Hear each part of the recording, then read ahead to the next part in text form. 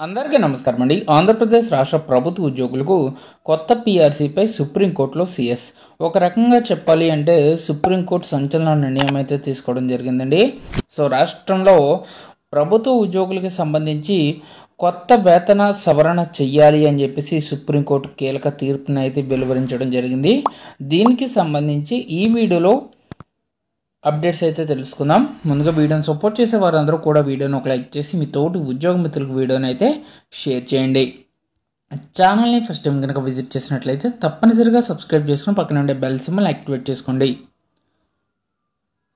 PRC అమలు చేయని రాష్ట్రాలకు సంబంధించి 18 రాష్ట్రాలు అయితే ఉన్నాయండి. ఈ 18 రాష్ట్రాల సీఎస్లు కూడా సుప్రీంలో హాజరైతే అవుతున్నారు.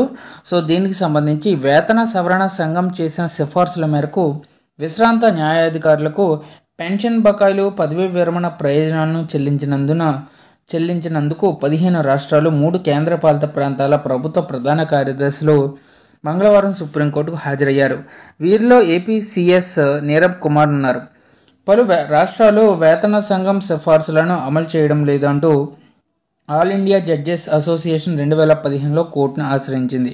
దీనిపై అఫిడవిట్లు దాఖలు చేయాలి అని చెప్పేసి రాష్ట్ర ప్రభుత్వాలను సుప్రీంకోర్టు ఆదేశించింది. అఫిడవిట్లు దాఖలు చేయకపోతే తమ ఆదేశాలను ఉల్లంఘించినట్లేనని హెచ్చరించింది.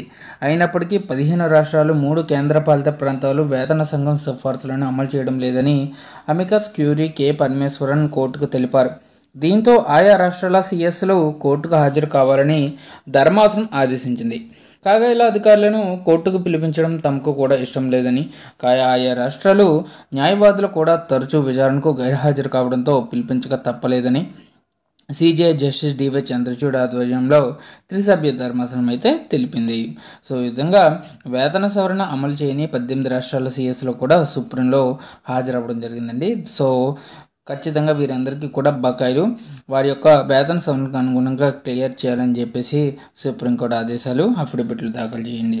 సో ఇదండి వాటి ఎంప్లాయ్ సంబంధించిన updates. For more updates subscribe to our channel. Thank you.